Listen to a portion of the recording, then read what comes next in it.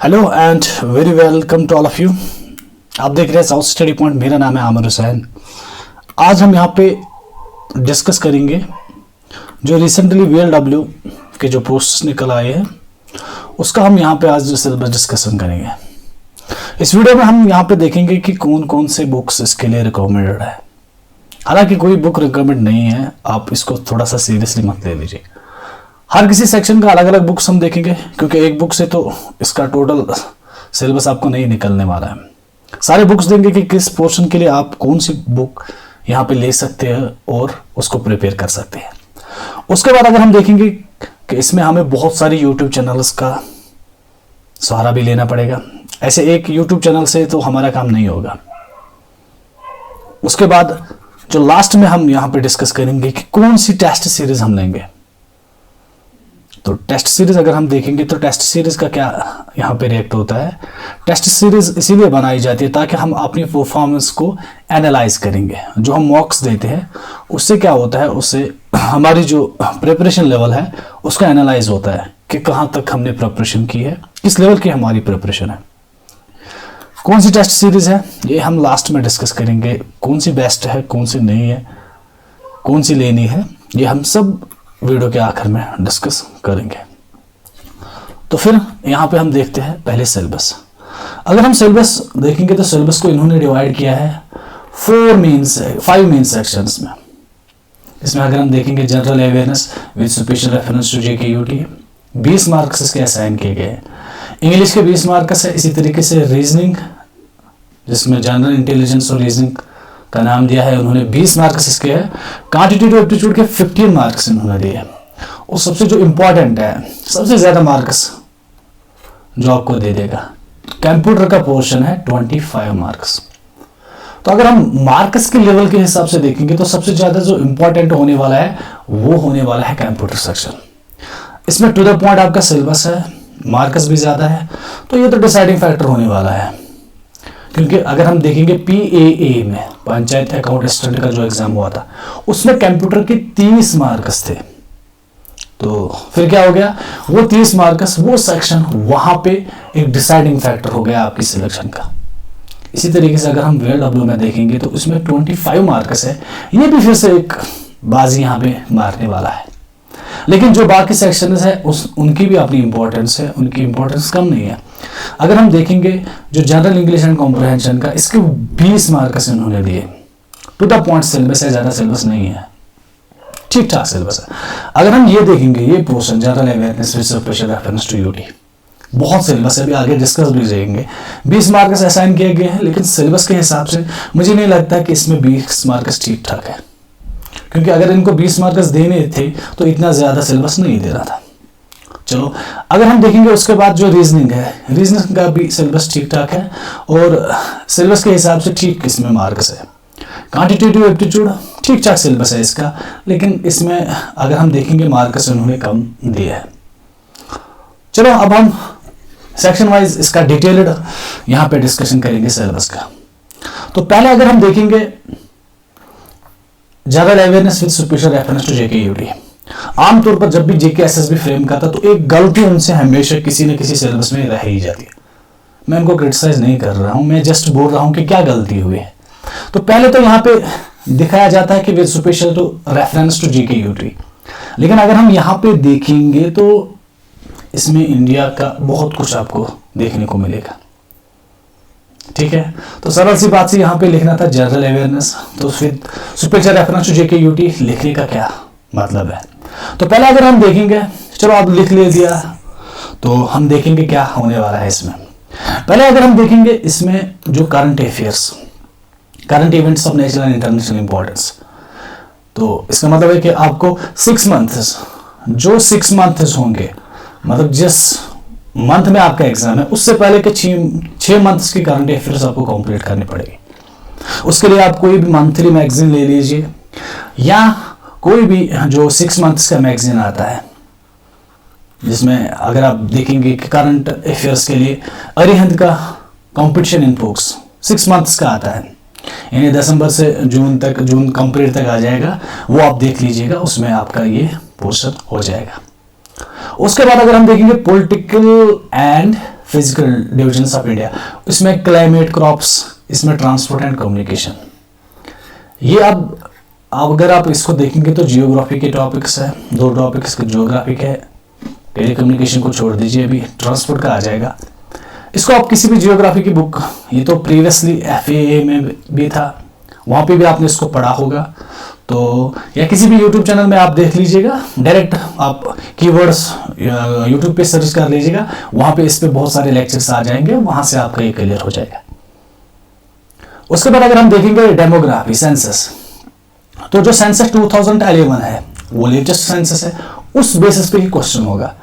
एक सेंसस 2011 का एक PDF ले लीजिएगा, गूगल से डायरेक्ट डाउनलोड कीजिएगा, उसका थोड़ा सा एनालिसिस कीजिएगा कि 2011 में सेंसस क्या था, मेल का कितना था, फीमेल का कितना था, टोटल पॉपुलेशन कितनी थी, किस स्टेट में क्या था, सब सेक्स रेशो, डिफरेंट थिंग्स, वो आप यहाँ से क्लियर कर लीजिएगा।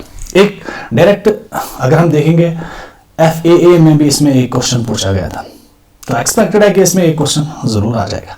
Important rivers and lakhs in India, फिर से जियोग्राफी का टॉपिक है, इसको भी आप कीवर्ड्स में डायरेक्ट यूट्यूब पे सर्च कर दीजिएगा, वहां से डिफरेंट लेक्चर्स आ जाएंगे related to rivers and lakhs.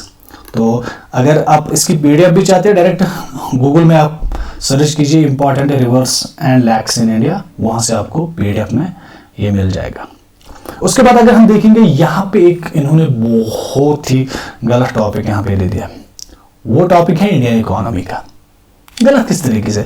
अब अगर पूछनी थी तो इंडियन इकोनॉमी में कितने टॉपिक्स आप यहाँ पे प्रिपेयर करेंगे, इनको यहाँ पे सब टॉपिक्स भी डिफाइन करने थे कि इंडियन इकोनॉमी ये पोर्शन है, इस पे आप देख लीजिएगा। लेकिन जनरल सी बात की है इन्होंने इंडियन इकोनॉमी। अब इंडियन इकोनॉमी में बहुत सारे टॉपिक्स हैं, 1 मार्कस का जो सिलेबस है, 1 मार्कस का ये टॉपिक है, और इंडियन इकोनॉमी की पूरी आपको पढ़नी है। आई थिंक ये ज़्यादा इंपॉर्टेंट नहीं है, अगर आप इसको छोड़ेंगे तो कोई दिक्कत वाला काम नहीं है, 1 मार्क्स का क्वेश्चन इसमें आ जाएगा। लेकिन अगर आप उसको नहीं छोड़ना चाहते तो ल्यूसेंट या तरुण गोयल की बुक है, ये बाकी चीज़ें भी आप तरुण गोयल या ल्यूसेंट में भी दे सकते हैं, लेकिन मुझे लगता है कि इंडियन इकोनॉमी ल्यूसेंट एंड तरुण गोयल ने बहुत अच्छी तरीके से, पर्टिकुलरली जो तरुण गोयल है उसकी जो बुक है, तो उसने यहाँ पे बहुत अच्छी तरीके से इसको डिफाइन किया है। उसके बाद अगर हम देखेंगे Indian culture and heritage, Indian culture and heritage अगर बैठने पढ़ेंगे ना तो बहुत है, डांसेस है, इसी तरीके से फोक डांसेस है हर स्टेट का, तो डिफरेंट चीज़ें इसमें है।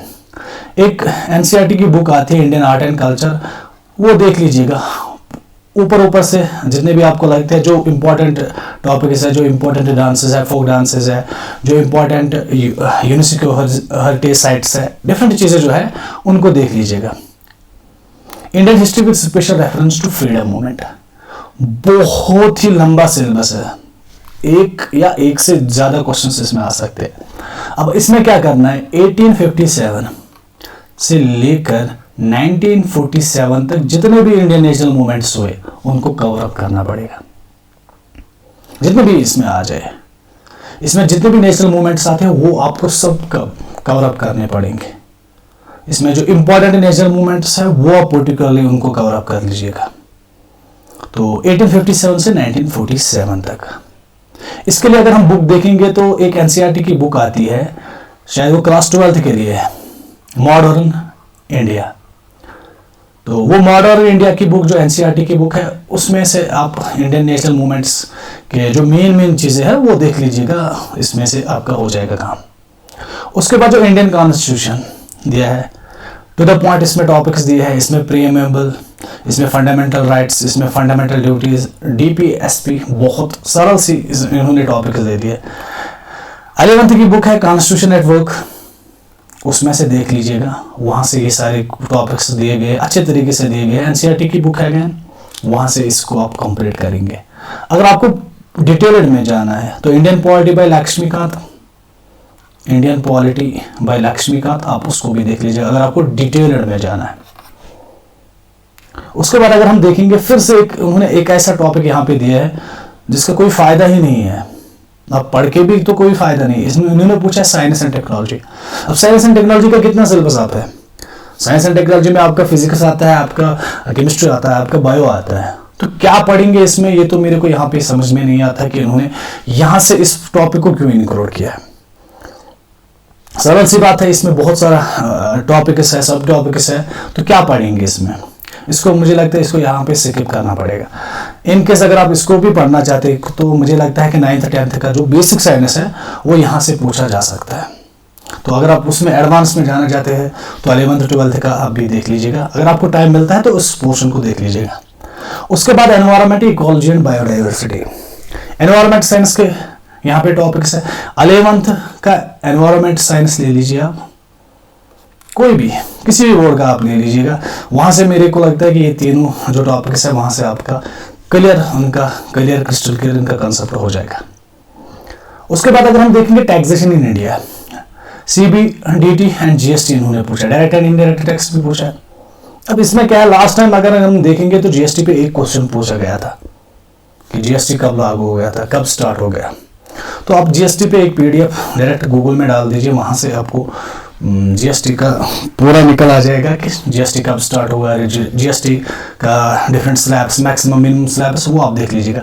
और बेसिक जो डायरेक्ट और इनडायरेक्ट टैक्स में जो डिफरेंस होती है वो भी आप देख लीजिएगा गूगल से, या किसी बुक या किसी अगर मंथली मैगजीन में भी आपको कहीं पे भी मिल जाता है, वहां पे आप इसको देख लीजिएगा।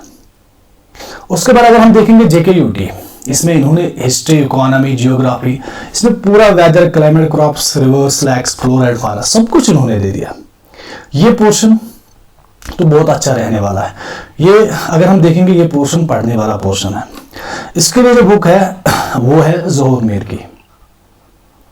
ज़ोहर मीर ने एक बुक लिखी है, बहुत अच्छी बुक लिखी है। जब आप इसको लेंगे, इसको पढ़ेंगे ना, इसको आपको इतना मजा आ जाएगा कि 4 से 5 दिन तक आप इसको पूरा कंप्लीट करेंगे। दिन भर आपको पढ़ेंगे इसको, इतना मजा है इसमें बुक में, क्योंकि ये रिलेटेड और जम्मू एंड कश्मीर यूटी के है। तो 4 से 5 दिन में आप इसको जरूर कवर अप करेंगे।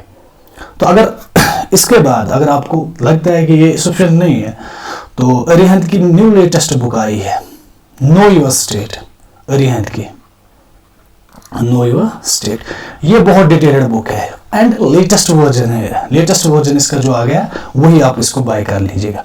इसमें आपको पूरी हिस्ट्री, इकोनॉमी, जियोग्राफी, पूरा JNK यूटी का जो भी है, इसमें लद्दाख का भी है, लेकिन यहाँ पे आपको JKUT का ही पूरा करना पड़ेगा। तो लद्दाख को छोड़ लीजिएगा, वो टॉपिक्स आप स्किप कर लीजिएगा। लेकिन अरिहंत की बुक में आपको डिटेल्ड पूरा इसमें यहाँ पे मिल जाएगा। तो ये क्या था, ये एनालिसिस था अभी तक जो 20 मार्क्स का हमने किया जनरल अवेयरनेस का। उसके बाद देखते हैं अब अगर दूसरा पोर्शन हम देखेंगे तो दूसरा पोर्शन यहाँ पे है जनरल इंग्लिश का। ठीक है, जनरल इंग्लिश का अगर हम देखेंगे टेंसेस है इसमें, narration, models, articles, reading comprehension, different चीजें इसमें देखी है। जो पिछली बार भी सिलेबस था फाइनेंस अकाउंट असिस्टेंट का, उसका अगर हम देखेंगे और इसका, तो मुझे लगता है कि सेम टू सेम सिलेबस है। ज़्यादा इसमें 1-2 इन्होंने यहाँ पे सब टॉपिक्स, यहाँ पे कुछ टॉपिक्स यहाँ पे एडअप किए हैं। तो इसके लिए क्या रहेगी, आप इसके लिए जो अरिहंत की बुक है English grammar and composition, English grammar and composition, English grammar and composition, Arihant की बुक है, इसको देख लीजिएगा, बहुत अच्छी बुक है। ये सब टॉपिक्स इसमें आ जाएंगे, सब टॉपिक्स मुझे लगता है इसमें आ जाएंगे। तो अगर आप यूट्यूब पे एक इंग्लिश के लेक्चर्स देखना चाहते हैं तो आंचल मैम ये पर्टिकुलरली बैंक के लिए पढ़ाती है, बैंक के लिए इंग्लिश पढ़ाती है। आप इसके लेक्चर्स को देख लीजिएगा, इसके लेक्चर्स मुझे लगता है सरल से लेक्चर्स है, उससे मुझे लगता है कि आपके कंसेप्ट्स क्लियर हो जाएंगे रिलेटेड इंग्लिश।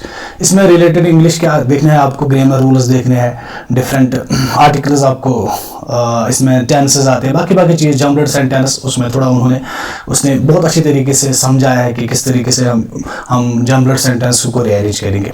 आंचल मैम की एक मैम है, आंचल मैम का आप वीडियो देख लीजिएगा इंग्लिश की, मुझे लगता है वहाँ से हो जाएगा। और बुक इसमें अगर आप लेंगे तो English grammar and composition Arihant का पब्लिकेशन की है बुक, वहाँ से आप इसको पढ़ सकते हैं। उसके बाद अगर आपको कुछ और लगता है कि इससे हमारा काम नहीं हो रहा है तो कोई और बुक ले, या किसी भी जो दूसरा कोई यूट्यूबर है जो भी आपको इंग्लिश में पढ़ाता है, अच्छा पढ़ाता होगा, आप उसको देख लीजिएगा। उसके बाद अगर हम देखेंगे जनरल इंटेलिजेंस एंड रीजनिंग का, यहाँ पे तीसरा पोर्शन, इसमें भी कितने मार्क्स है, 20 मार्क्स इसमें भी है। तो इसमें पहले तो बुक कौन सी है, बुक कौन सी लोगे? मुझे लगता है जो RS अग्रवाल की बुक है, RS Agarwal, verbal and non verbal reasoning, ठीक है। RS अग्रवाल अरिहंत की, शायद एस चंद की, सॉरी एस चंद पब्लिकेशन की बुक है, उस पर ये सारे टॉपिक्स आपको मिलेंगे। बहुत ज़्यादा सिलेबस इसमें दिया है इन्होंने, number series, letter series, semantic series, super distance, बाकी चीज़ें, उसमें मुझे लगता है ये सारा आपको मिल जाएगा। तो बुक है RS अग्रवाल, एस चंद। तो अगर आप इसमें YouTube पे देखना चाहते हैं तो मुझे लगता है एक टीचर है जिसका नाम है, जो मुझे लगता है एरिस्टोटाइल है, किसका, रीजनिंग का, राधे सर की रीजनिंग बहुत इंपॉर्टेंट है। आप राधे सर यूट्यूब पे सर्च कर दीजिएगा, वहाँ पे उस पर उसके जो लेक्चर्स मिलेंगे रिलेटेड रीजनिंग, तो उसमें ऐसे मुझे नहीं लगता कि पूरा राधे सर पे ही हो जाएगा, क्योंकि ये जो टॉपिक्स है कुछ डिफरेंट है। राधे सर तो बैंक के लिए पढ़ाता है, तो बैंक के जितने भी यहाँ पे कुछ टॉपिक्स है वो तो राधे सर से आप कंप्लीट करेंगे। उसके बाद जो भी टॉपिक्स आपके रहेंगे वो किसी दूसरे यूट्यूबर से आप देख लीजिएगा, वहाँ से आपका काम हो जाएगा। ओके, उसके बाद अगर हम देखेंगे क्वांटिटेटिव एप्टीट्यूड, सबसे कम मार्क्स इसी पोर्शन में दिए हैं उन्होंने, लेकिन सिलेबस तो ठीक ठाक है। अगर हम देखेंगे इसमें जो फर्स्ट पोर्शन है वो इन्होंने उठाया है बैंक का जो सिलेबस है। अगर आपने बैंक का कोई एग्जाम दिया है कि वहां से जो सिलेबस है डिटो वही यहाँ पे उन्होंने यहाँ कॉपी पेस्ट किया है। तो अगर आप बैंक की प्रिपरेशन कर रहे थे, किसी भी बैंक में आपने एग्जाम दिया है, तो वहाँ जो भी टॉपिक्स थे वही यहाँ पे उन्होंने डाल दिए हैं। तो अगर आपने ये टॉपिक्स पढ़े हैं तो आपको दोबारा पढ़ने की ज़रूरत नहीं है। इनकेस अगर आपने नहीं पढ़े तो फिर भी आपको ये टॉपिक्स पढ़ने पड़ेंगे। क्वांटिटेटिव एप्टीट्यूड के लिए क्या बुक रहेगी? कोई भी बैंक की बुक, या CSAT, जो CSAT होता है UPSC IAS के लिए, या जो स्टेट PSC होती है उनके लिए, हम CSAT आमतौर पर दूसरा पेपर रहता है, उसमें जो CSAT में कोई CSAT की कोई भी बुक अगर होगी, उस CSAT की बुक को आप ले लीजिएगा, वहाँ से टॉपिक्स डिटो आपको वहाँ पे मिलेंगे, वहाँ से इनको पढ़ लीजिएगा, आपका काम हो जाएगा। लेकिन जो इसमें दूसरा है, तो दूसरा जो पोर्शन इन्होंने यहाँ पे रखा है, कोई समझ नहीं आ रहा है कि क्यों रखा है, किस लिए रखा है। तो अगर आपको इसको यहाँ पे अगर आप देखेंगे, सारे जो टॉपिक्स है ये सिर्फ 10th और 9th स्टैंडर्ड का जो मैथमेटिक्स है वहाँ से इन्होंने कॉपी किया है। तो उसके लिए क्या होगा, 9th 10th की जो मैथमेटिक्स की टेक्स्ट बुक है जीके बॉस का, क्योंकि हमारे जीके बॉस और NCERT या CBSE तो थोड़ा इनका सेम आता है मैथमेटिक्स में, एक दो चैप्टर इधर उधर रह जाते हैं। लेकिन अगर आपको इनको देखना है ना, तो 9th 10th का जो मैथमेटिक्स बुक है वहाँ आप उनको पढ़ लीजिएगा। मुझे तो लगता है कि सबने पढ़ा होगा, लेकिन इनकेस अगर आपने नहीं पढ़ा है, आप 9th 10th का जो भी सिलेबस है वो टेक्स्ट बुक पे जो सिलेबस है, सिलेबस आप उससे कंपेयर कीजिए, वहाँ से जितने भी चैप्टर्स है उसको पढ़ लीजिएगा। और अगर आपको कोई ज़रूरत लग जाती है, कोई यूट्यूब पे देख लीजिएगा, तो 9th 10th से मुझे लगता है मेनली ये इन्होंने यहाँ पे लिए है ये सब टॉपिक्स। कुछ टॉपिक ऐसे भी हो सकते हैं जैसे राइट प्रिज्म 9th 10th में नहीं देखेगा आपको, इसी तरीके से कोई और ऐसी चीज़, कोई टॉपिक ऐसा होगा भी जो आपको 9th 10th की मैथमेटिक्स टेक्स्ट बुक से नहीं मिलता है। लेकिन मुझे लगता है कि मेनली जो 90 to 100% इस पोर्शन का वो आपको मिल जाएगा। उसके बाद अगर हम देखेंगे, जो मैंने पहले भी बोला कि मोस्ट इम्पॉर्टेंट जो इस एग्जाम का जो पोर्शन है वो है नॉलेज ऑफ कंप्यूटर्स। भाई जो इस पोर्शन को अच्छे तरीके से प्रिपेयर करेगा वही बाजी मार लेगा। 25 मार्क्स कोई आम बात नहीं है। 25 मार्क्स अगर आपके इस पोर्शन में बनते हैं ना, तो आप मेरिट लिस्ट में बहुत हाई आ जाएंगे, ये देख लीजिए। अगर हम देखेंगे नॉलेज ऑफ कंप्यूटर्स, जो जीके एसएसबी ने प्रीवियस अगर हम देखेंगे जितने भी पोस्टर्स निकले हैं उनका अगर हम देखेंगे सिलेबस में कंप्यूटर का सेम सिलेबस हर जगह इन्होंने यही डिस्कस किया है। तो मुझे लगता है कि मेजॉरिटी ऑफ द स्टूडेंट्स ने ये सिलेबस एक बार नहीं, दो बार नहीं, बहुत बार इसका रिवीजन भी किया होगा। तो अब इसको दोबारा आपको देखना पड़ेगा। इनकेस अगर आपने नहीं पढ़ा है तो कोई भी बुक ले लीजिएगा। इसमें अरिहंत की बुक आती है कंप्यूटर अवेयरनेस, तो कंप्यूटर अवेयरनेस जो अरिहंत की आती है आप उसको देख लीजिएगा, वहां से हो जाएगा काम। अगर आपको डिटेल में जाना है तो फंडामेंटल्स ऑफ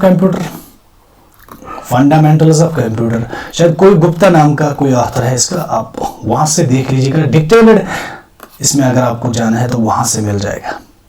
तो इसमें अगर हम YouTube पे देखेंगे तो YouTube में दो लोग इसको अच्छे तरीके से पढ़ाते हैं। एक है स्टडी स्मार्ट। स्टडी स्मार्ट की एक यूट्यूब चैनल है, वहाँ उन्होंने अच्छे तरीके से, थोड़ा मुझे लगा कि उन्होंने कुछ बेसिक तरीके से इस कंप्यूटर को पढ़ाया। दूसरा होता है करंट अफेयर्स फंड, CAF, वहाँ पे एक मैम इस कंप्यूटर सेक्शन को पढ़ाती है, बहुत अच्छी तरीके से पढ़ाती है। तो ये जो यूट्यूब चैनल है दो बहुत सफिशिएंट है आपको, अगर आपको कंप्यूटर का सारा पोर्शन यहाँ पे पढ़ना है। इसके एडिशन में अगर आपको कोई भी MCQs देखनी है कंप्यूटर पे, तो लाइव बोर्ड की आप टेस्ट सीरीज भी ले लेते हैं। उसके यूट्यूब चैनल पे बहुत सारे MCQs कंप्यूटर्स पे मिलेंगे जो कि लेटेस्ट है इनके हैं, क्योंकि लाइव बोर्ड के जितने भी MCQs मुझे लगे कंप्यूटर के वो सब लेटेस्ट है। तो इनकेस अगर आपने मेरे चैनल को सब्सक्राइब नहीं किया है तो आप सब्सक्राइब कर लीजिएगा, क्योंकि अब यहाँ से हम क्या स्टार्ट करने वाले हैं, आपको मिलने वाले हैं VLW की क्लासेस। कुछ दिनों के बाद आपको यहाँ इस चैनल पे VLW के सारे क्लासेस आपको मिलेंगे। ये जो चैनल्स मैंने आपको दिए आप इनको भी देख लीजिएगा। उसके बाद मेरे चैनल पे भी आप आ जाइएगा, यहाँ से भी कुछ आप वीडियोस देखेंगे, यहाँ भी आपको कुछ बहुत ज़्यादा हेल्प होने वाली। उसके बाद हम लॉन्च करने वाले हैं सुकास्ट का जो नॉन टीचिंग पोस्टर्स निकले थे कुछ, उसका सिलेबस का डिटेल एनालिसिस में करने वाला हूँ। कल उसकी वीडियो भी आ जाएगी और उसके जो क्लासेस होंगे वो भी यहाँ पे हम देंगे, ठीक है। तो अभी एक चीज़ मैंने जो बोली थी कि मैं वो लास्ट में डिस्कस करूँगा, वो है टेस्ट सीरीज। देखिए, टेस्ट सीरीज का एक ही मकसद होता है कि हमारी जो परफॉर्मेंस होती है, जो हमारी परफॉर्मेंस है, उसको हम एनालाइज करेंगे कि हम कहाँ पे मिस्टेक कर रहे हैं एंड अगर कंपटीशन में हम किस जगह पे लाई कर रहे हैं। तो अगर हम देखेंगे ओलाई बोर्ड की टेस्ट सीरीज आमतौर पर हमारे JNK में फेमस है, लेकिन जो ओलाई बोर्ड की मैंने देखी कि इनकी एक प्रॉब्लम है, ये हमेशा जो टेस्टर्स है वो हार्ड देते हैं। मेरे हिसाब से जो टेस्टर्स होने चाहिए वो 3 टाइप के होने चाहिए, वो इजी भी होने चाहिए, वो मीडियम भी होने चाहिए, वो हार्ड टाइप के भी होने चाहिए। लेकिन उन्होंने आमतौर पर जितने भी टेस्टर्स वो सिर्फ एक ही लेवल के बताए, हार्ड।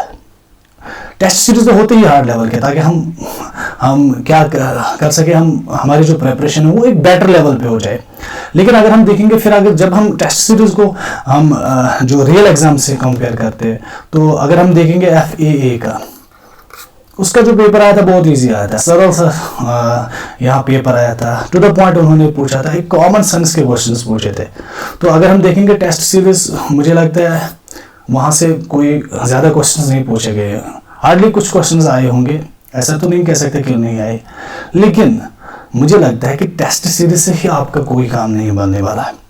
अगर आपको टेस्ट सीरीज में आपको 120 में 100 मिल रहे हैं, इसका मतलब ये नहीं कि आप एग्जाम में वही परफॉर्म करने वाले, क्योंकि टेस्ट सीरीज जो बनाते हैं वो सिर्फ अपने लेवल के हिसाब से बनाते हैं। जब JK SSB का पेपर आता है वो डिफरेंट लेवल का होता है, या तो ये हार्ड बनाते हैं या तो इजी बनाते हैं। इसीलिए जब हम प्रिपरेशन करते हैं हम हार्ड लेवल का कर लेते हैं, लेकिन फिर जब इजी आता है तो हमें वहाँ पे बहुत ज़्यादा डिफिकल्ट होता है। इसीलिए आपने देखा होगा कि FA एग्ज़ाम में एक ऐसा चीज़ देखने को मिल गई, जो 2 साल से बच्चे पढ़ रहे थे और जो 1 मंथ से पढ़ रहे, उनके और उनके मार्क सेम आ रहे हैं।